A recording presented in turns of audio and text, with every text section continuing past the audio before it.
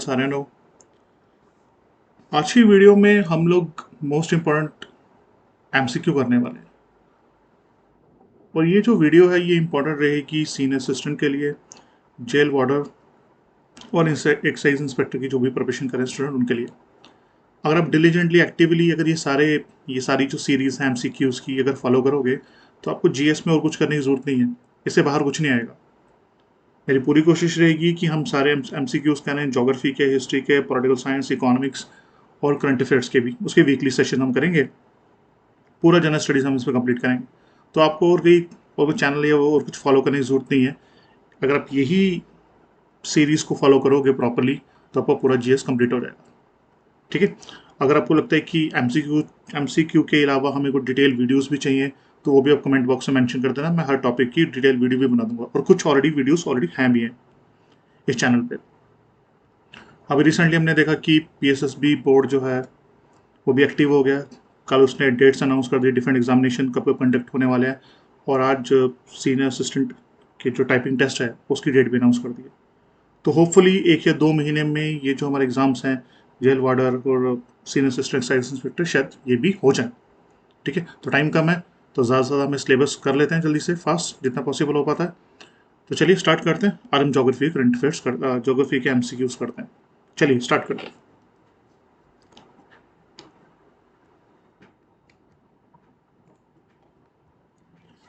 सबसे पहला क्वेश्चन है कि motion of the earth on it axis in 24 hours is called. कह रहा है कि जो धरती है वो अपनी एक्सिस पे 24 घंटे में जो अपना मोशन करती है, जो घूमती है, उसे क्या कहते हैं। इस क्वेश्चन का आंसर है इस क्वेश्चन का आंसर रहेगा रोटेशन। ठीक है।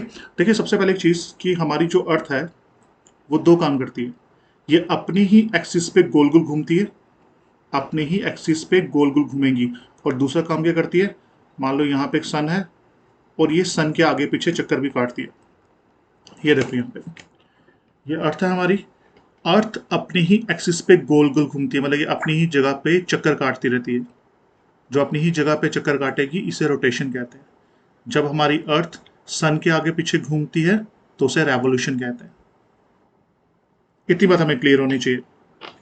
अब यहाँ पे एक और क्वेश्चन बन सकता है, आपसे पूछा जा सकता है ये जो अर्थ है जब ये अपना चक्कर काट रही है, जब फिर घूम रही है, तो ये कितने टाइम में घूमती है। जैसे हम नॉर्मली 24 आवर्स बोलते हैं कि 24 घंटे में एक रोटेशन, अर्थ एक अपना रोटेशन कंप्लीट करते हैं, चक्कर कंप्लीट करती है। बेसिकली ये 24 आवर्स नहीं होते, हम याद रखेंगे 23 आवर्स 56 मिनट और 4.01 सेकेंड्स लगते हैं धरती को अपना एक चक्कर कंप्लीट करने के लिए, जिसे हम राउंड फिगर में 24 आवर्स बोल देते हैं। बट आपसे हो सकता है एग्जाम में वो 24 आवर्स ना लिखा हो, ऑप्शन में ये लिखा हो 23 आवर्स 56 मिनट 4.01 सेकेंड्स। इतना टाइम लगता है धरती को एक अपना चक्कर काटने में। यहाँ से एक और क्वेश्चन और पूछा जा सकता है आपसे कि जो धरती है ये जो रोटेट तो कर रही है, घूम रही है, पर किस डायरेक्शन में घूम रही है। तो आंसर रहेगा धरती घूमती है वेस्ट टू ईस्ट। इसे एंटी क्लॉकवाइज डायरेक्शन भी कहते हैं। ठीक है। Anti clockwise direction, west to east धरती जो है, अर्थ जो है, वो अपने रोटेशन लेती है। मैंने यहाँ पे कुछ इन्फॉर्मेशन दी भी हुई है, अगर आप यहाँ पे देख पाएंगे। Earth revolution around the sun rises give to the sea. ये जो अर्थ है ये 24 आवर्स ले रही है अपना एक रेवोल्यूशन कंप्लीट करने में, और धरती हमारी वेस्ट से ईस्ट घूमती है। जो धरती हमारी वेस्ट टू ईस्ट घूमती है, इसका क्या फायदा होता है, इससे डे और नाइट होते हैं। ये बात याद रखना, अर्थ के अपना चक्कर काटने से डे एंड नाइट होते हैं। एक दूसरी चीज, जो धरती है वो अपनी एक्सिस पे गोल गोल घूम रही है, और साथ में धरती एक और काम करती है कि धरती सन का चक्कर भी लगाती है। ये सन के आगे पीछे भी घूमती है। जब अर्थ हमारी सन के आगे पीछे चक्कर काटती है इसे हम रेवोल्यूशन कहते हैं। ये दो चीजें आप याद रखना, एग्जाम में पूछी जा सकती हैं, रेवोल्यूशन। अब नेक्स्ट क्वेश्चन है, what would have happened if the earth did not rotate. अगर अर्थ रोटेट ना करे तो क्या होगा। देखिए ये सन है सामने हमारे पास, ये सन है, और मान लेते हैं ये अर्थ है। अगर हमारी अर्थ रोटेट नहीं करेगी, घूमेगी नहीं, तो जो सन की रेस हैं, सन की रेस एक ही साइड पर पड़ेंगी। एक ही साइड पे पड़ेंगी, तो जिस साइड पड़ेंगी वहां तो गर्मी हो जाएगी बड़ी। तो ये तो ट्रू हो जाएगी condition. Warm conditions on the earth, half portion पे, हाफ पोर्शन पे धरती पे यहाँ पे काफ़ी गर्म कंडीशंस हो रहेंगी। और जो पीछे वाला हिस्सा है यहाँ तो सन की रेस पड़ ही नहीं रही, तो यहाँ पे क्या होगा, विंटर, यहाँ पे ठंड हो जाएगी। तो ये भी ठीक है। Cold condition on the earth, half portion, आधे पोर्शन में आपको कोल्ड कंडीशंस दिखेंगी।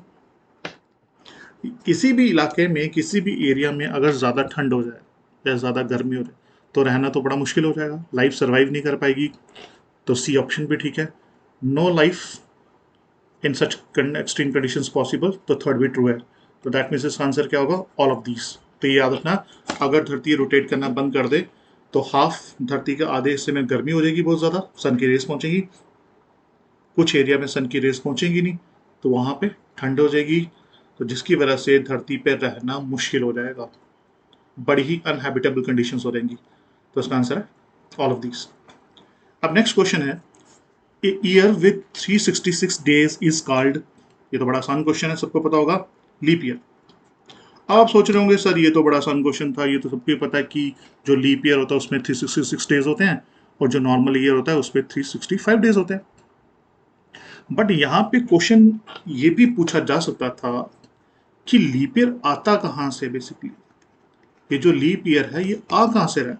ये तो हमें सबको पता है कि नॉर्मल ईयर में 365 दिन होते हैं, ठीक है। लीप ईयर कब होता है, जब एक एक्स्ट्रा दिन आता है, जब एक एक्स्ट्रा दिन आएगा तो ये बन जाएंगे 366 डेज। अब क्वेश्चन ये खड़ा होता है कि सर ये एक दिन आया कहाँ से। बहुत सारे स्टूडेंट्स को ये नहीं पता होगा कि लीप ईयर आ कहाँ से रहा है। अब देखो, हमारी जो अर्थ है वो सन के इर्द गिर्द घूमती है, बस सन के आगे पीछे रिवॉल्व करती है। तो हम नॉर्मली क्या बोलते हैं, अर्थ को सन के आगे रिवॉल्व करने के लिए कितना टाइम लगता है, 365 डेज लगते हैं। धरती को सन का एक चक्कर काटने में, ये पूरा चक्कर काटने में कितना टाइम लगेगा, 365 दिन लगते हैं। बट ये सच नहीं है। सच क्या है, 365 दिन प्लस 6 घंटे भी लगते हैं। हम राउंड फिगर में सिर्फ 365 डेज बोलते हैं, हमने 6 आवर्स तो लिखते ही नहीं है, 6 घंटे तो हम काउंट ही नहीं करते। हम सिर्फ 365 दिन ही लिखते हैं। अपने कैलेंडर में भी देखा होगा 365 दिन होते हैं, कहीं पे आपने देखा कि 6 घंटे भी लिखे हैं, आंसर है नो। अब एक साल में एक्चुअल धरती को 365 दिन 6 घंटे लगे सन का चक्कर काटने में, 6 घंटे तो हमने काउंट ही नहीं किए। दूसरे साल में क्या होगा, दूसरे साल में भी सेकेंड ईयर में भी क्या होगा, 365 दिन होंगे प्लस 6 आवर्स होंगे। चौथे साल में भी 6 और तीसरे चौथे साल में भी डालोगे तो हमारे पास ये बन जाएंगे 6 करके हम देखेंगे तो हमारे पास 24 घंटे बन गए। 4 साल के बाद हमारे पास 24 घंटे होंगे, और 24 घंटे से क्या होता है, दिन होता है, तो वो दिन बनता है लीप ईयर। क्लियर है सबको बात, तो लीप ईयर यहां से आता है। चलिए अब नेक्स्ट क्वेश्चन देखते हैं, in which season Christmas is celebrated in Australia. कह रहा है कि ऑस्ट्रेलिया में क्रिसमस कब मनाया जाता है। अब नॉर्मली क्या होगा, कोई भी स्टूडेंट है वो सबसे पहले ये देख लेगा कि भाई ये तो क्रिसमस की बात हो रही है, और क्रिसमस तो सबको पता है दिसंबर में होता है, तो यहाँ पे हम टिक कर देंगे विंटर्स पे। पर नहीं, ये गलत हो रहा है। उसने पूछा कि क्रिसमस ऑस्ट्रेलिया की बात कर रहा है। अब देखो, ये हमारी अर्थ है, अर्थ को मैंने 2 हिस्सों में डिवाइड कर दिया, ये मैंने लाइन मार दी जिसे हम इक्वेटर कहते हैं अर्थ के ऊपर। ऊपर वाला हिस्सा नॉर्दर्न हेमिस्फेयर है और नीचे वाला साउदर्न हेमिस्फेयर है। और किसी को नहीं पता ये इक्वेटर क्या होता है, नॉर्दर्न हेमिस्फेयर, साउदर्न हेमिस्फेयर, तो मेरी डिटेल वीडियोस हैं यूट्यूब के चैनल पे, यहाँ पे आप उसमें देख लेना। और फिर भी किसी को डाउट हो तो कमेंट बॉक्स में मेंशन कर देना, मैं फिर से इसकी डिटेल वीडियो बना दूंगा पूरा डिटेल में कि क्या चीज़ होती है। अभी के लिए बस आप इतना समझिए कि अगर मैं अर्थ को 2 पार्ट्स में डिवाइड कर दूँ, ऊपर वाला हिस्सा नॉर्थ बन जाएगा, नीचे वाला साउथ बन जाएगा। अब जो इंडिया है हमारा, इंडिया यहाँ पे, चाइना यहाँ पे, रशिया यहाँ पे, ऑस्ट्रेलिया जो है वो यहाँ पे आएगा अर्थ के ऊपर। तो जब नॉर्मली जब विंटर होगा, विंटर जब सर्दियाँ होती हैं उस टाइम पे इस एरिया पे, जब नॉर्थ में, नॉर्थ साइड पे विंटर होगा, जब सर्दियाँ होंगी, विंटर विंटर टाइम होगा, तो उस टाइम पे यहाँ पे ठंड होगी, ऊपर वाले एरिया में ठंड होगी, पर नीचे वाले टाइम पे का क्या होगा, गर्मी होगी।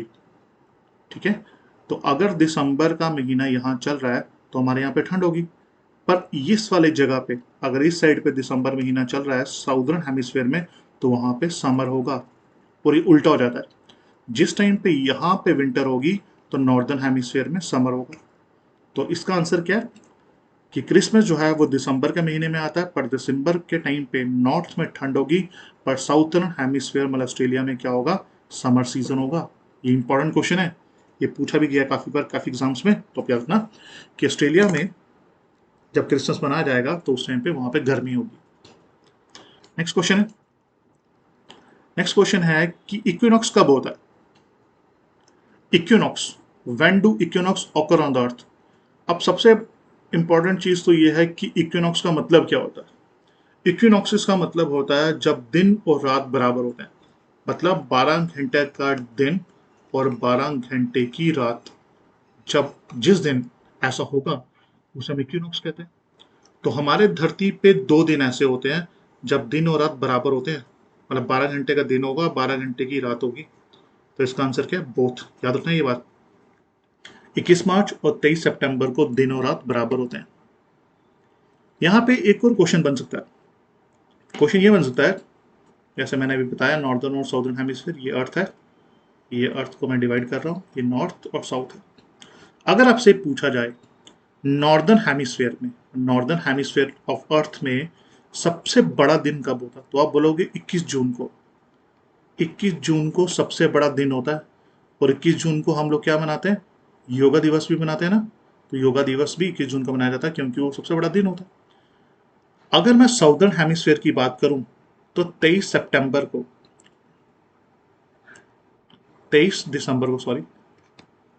दिसंबर को क्या होगा, सबसे बड़ा दिन होगा कहां पे, साउदर्न हेमिस्फीयर में। ये अब 4 चीजें याद रखना बड़ी इंपॉर्टेंट है। सबसे बड़ा दिन नॉर्दर्न हेमिस्फीयर में, मैं फिर से बोल रहा हूं, वो नॉर्दर्न हेमिस्फीयर बोल रहा है, 21 जून। 21 जून को सबसे बड़ा दिन होता है, सबसे छोटी रात होगी नॉर्थ में, नॉर्दर्न हेमिस्फीयर में। 23 दिसंबर को सबसे बड़ा दिन होगा साउदर्न हेमिस्फीयर में, और सबसे छोटी रात भी उसी दिन होगी। इक्विनॉक्स कब होता है, दिन और रात बराबर कब होते हैं, 21 मार्च और 23 सितंबर को धरती पे दिन और रात बराबर होंगे, मतलब 12 घंटे का दिन होगा और 12 घंटे की रात होगी। ये इंपॉर्टेंट चीज है। Next, days and nights occur on the earth due to, ये मैं बता ही चुका हूँ। डे और नाइट कब होते हैं, धरती के रोटेट करने की वजह से। हमारी जो अर्थ है वो रोटेट करती है सन के आगे पीछे, ठीक है। धरती रोटेट करेगी ना, सामने सन है तो धरती रोटेट करती है, अपने चक्कर काटती है। तो उसके कुछ पोर्शन पे दिन होता है और कुछ पोर्शन में, हाफ पोर्शन में रात होगी। तो रोटेशन याद रखना। सीजन्स, धरती पे जो सीजन्स चेंज होते हैं वो किसकी वजह से होते हैं, तो इसका आंसर रहेगा रेवोल्यूशन। इंपॉर्टेंट क्वेश्चन है दोनों। नेक्स्ट है, जैसे कि मैंने बताया अभी, यहाँ पे सॉरी मैंने 23 बोल दिया, यहाँ पे 22 दिसंबर है, 22 दिसंबर। अब यहाँ पे क्वेश्चन है which is the longest day and the shortest night in the northern hemisphere. यहाँ पे जैसे कि अभी हमने डिस्कस किया था, 21 जून को सबसे बड़ा दिन होता है, ठीक है, नॉर्दर्न हेमिस्फीयर में। और साउदर्न हेमिस्फीयर का क्वेश्चन है ये कि यहाँ पे 22 दिसंबर रहेगा। 22 दिसंबर को सबसे बड़ा दिन होता है साउदर्न हेमिस्फीयर में। चलिए यहाँ तक तो क्लियर है सबको। नेक्स्ट क्वेश्चन है, in India agriculture crop year period starts from. India में एग्रीकल्चर जो क्रॉप ईयर है वो कब स्टार्ट होता है। देखो, हम नॉर्मली ईयर्स की बात करते हैं, जैसे मेरे को सबसे पता है, सबको पता है कि भी जो ईयर है इंडिया में, अगर हम बात करते हैं इंडिया दुनिया में 1 जन से लेके 31 दिसंबर तक होता है ईयर, ईयर का टाइम फ्रेम ये है। और अगर मैं फाइनेंशियल ईयर की बात करता हूँ, फाइनेंशियल ईयर, तो 1 अप्रैल से लेके 31 मार्च तक होता है, जिसमें हम टैक्स वगैरह पे करते हैं, 31 से पहले पहले टैक्स वगैरह पे करना होता है, सारी चीज़ें। तो ये financial year.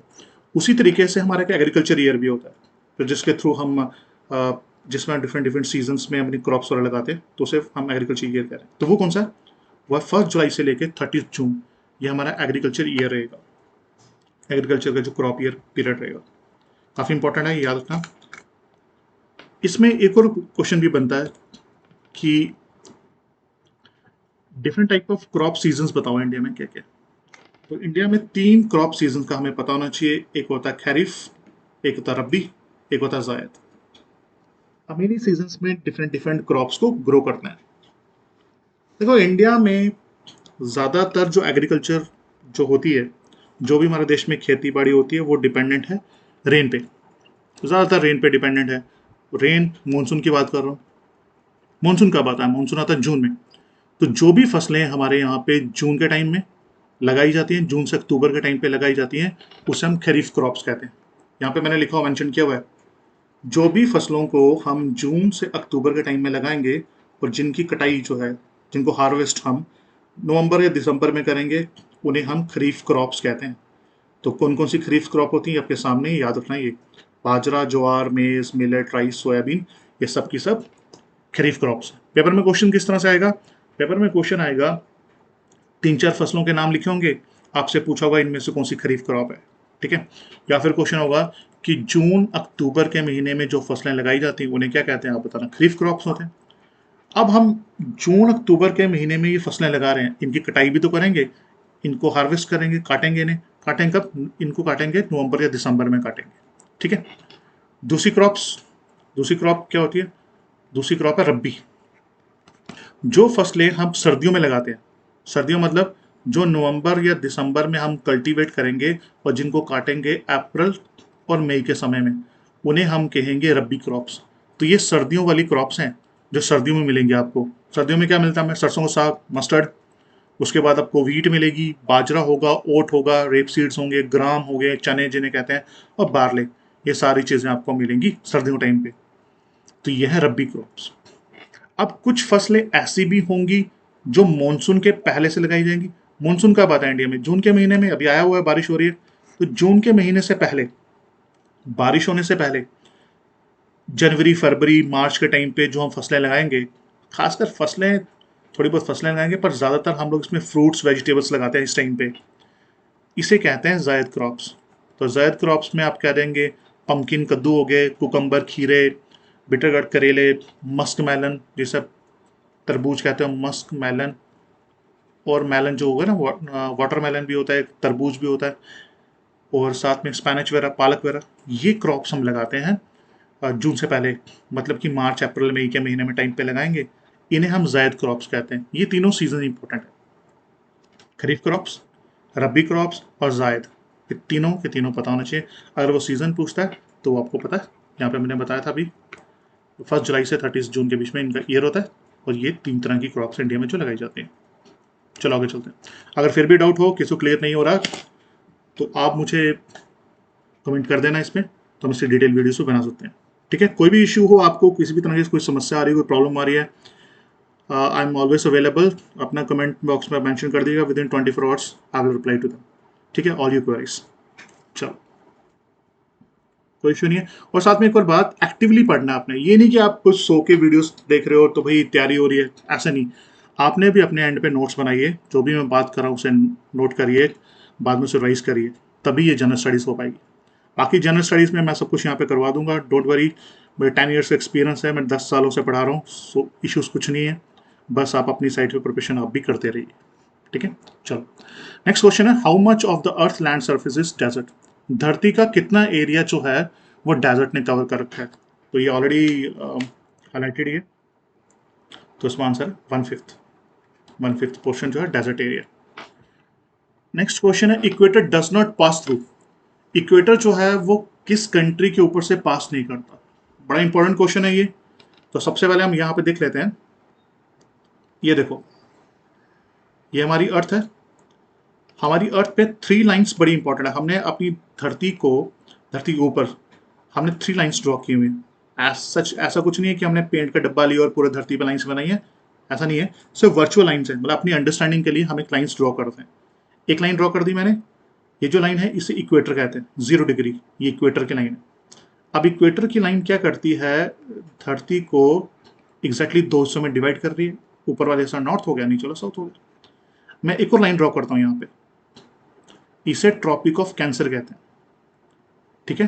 Tropic of cancer कहते हैं, 23.5 1/2 डिग्री है ये। एक और लाइन ड्रॉ करता हूँ यहाँ पे, तीसरी लाइन, 23.5 डिग्री 1/2 साउथ, इसे कहते हैं ट्रॉपिक ऑफ कैप्रिकॉर्न। ये 3 लाइंस काफ़ी इंपॉर्टेंट है। ये हमारी धरती के ऊपर लाइंस वर्चुअली हमने लाइन ड्रॉ की है अंडरस्टैंडिंग के लिए। अब इन पे क्वेश्चन क्या आता है, देखो, अभी यहाँ पे पहला क्वेश्चन क्या था, equator does not pass through.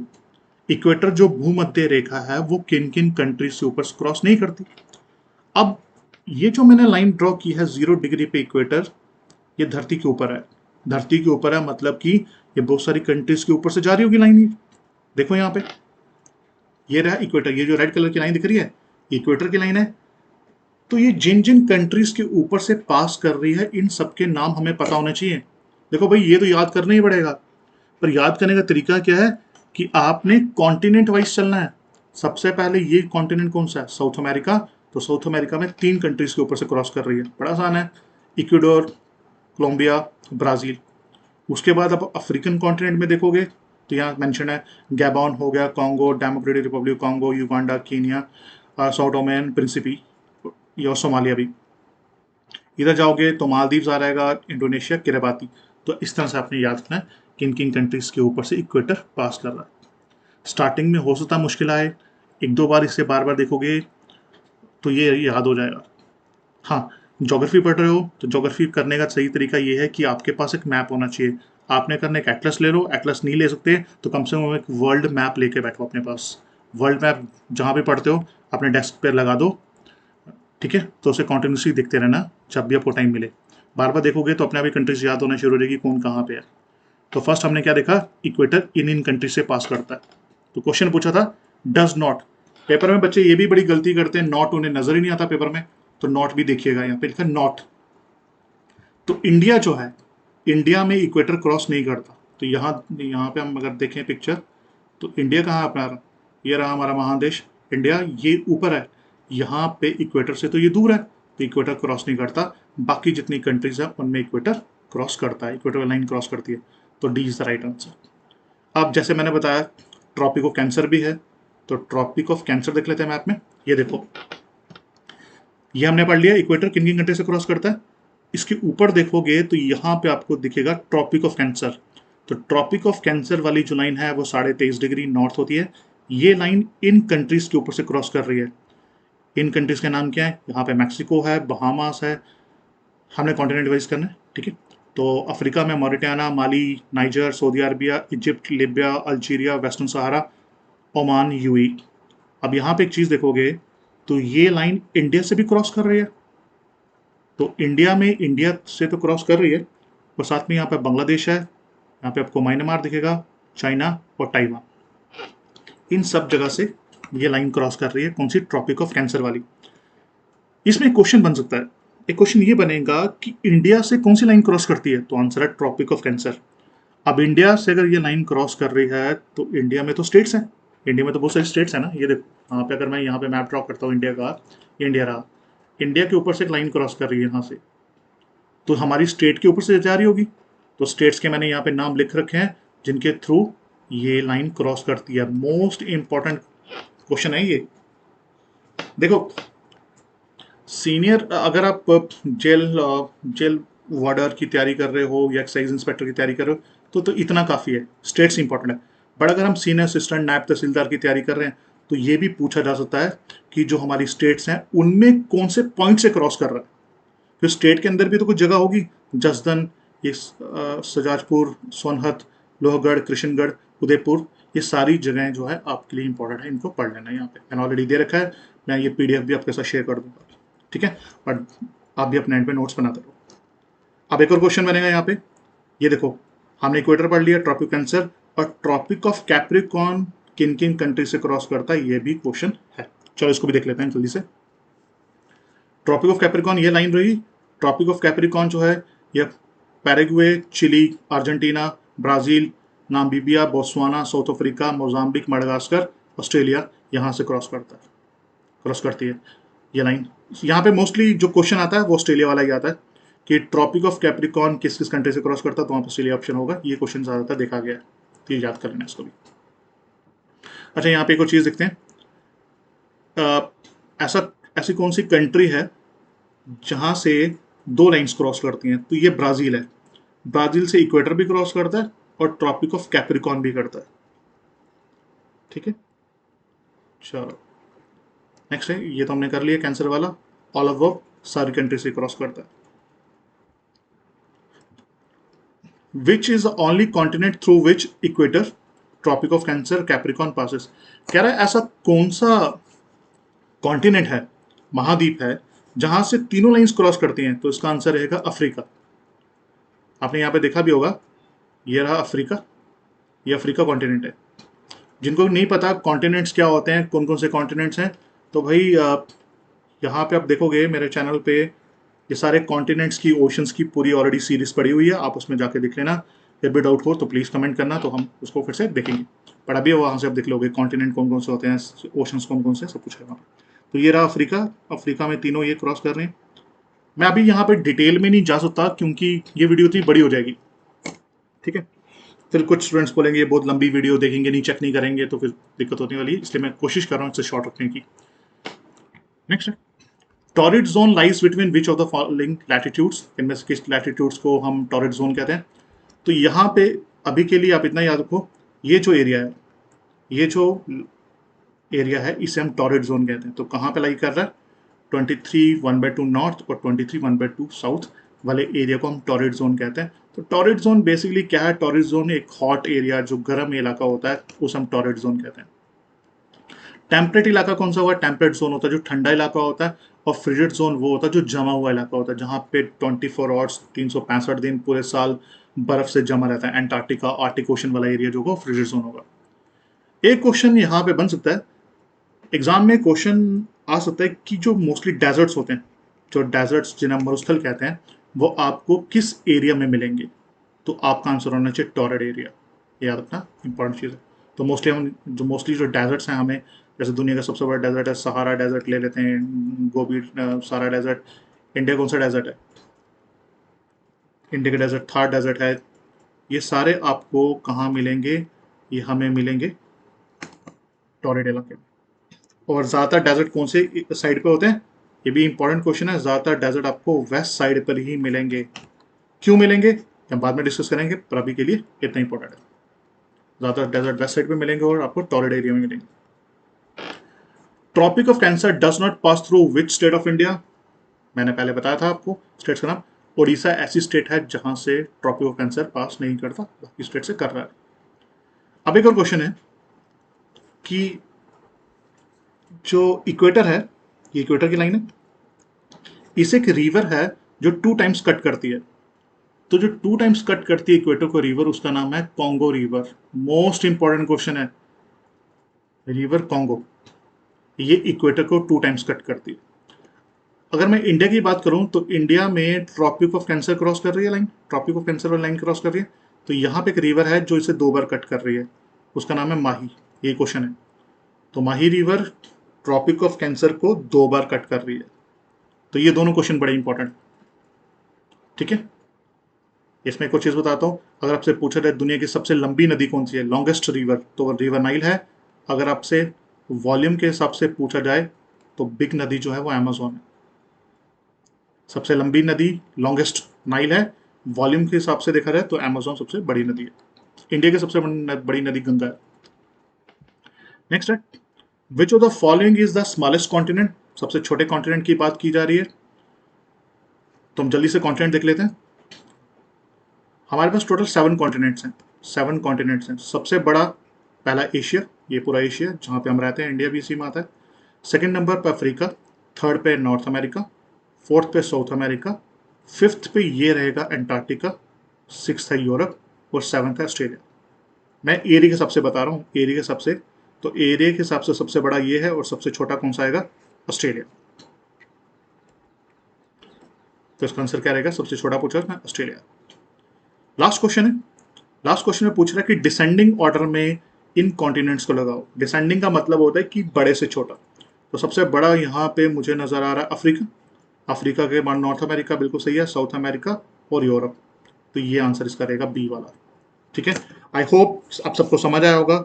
अगर किसी को कोई भी डाउट हो तो कमेंट बॉक्स में लिखना। वीडियो ज़्यादा लंबी हो रही है तो मैं इसको यहीं पे क्लोज करता हूँ।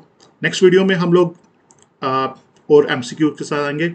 आप बस यही एमसीक्यूज कर लोगे तो इसके सिवा आपको कुछ और करने, जनरल स्टडीज़ में करने की जरूरत नहीं है, ठीक है। हम पूरा जनरल स्टडीज़ जो है इसमें कवर करेंगे, और वीकली सेशंस हम लगाएंगे करंट अफेयर्स की।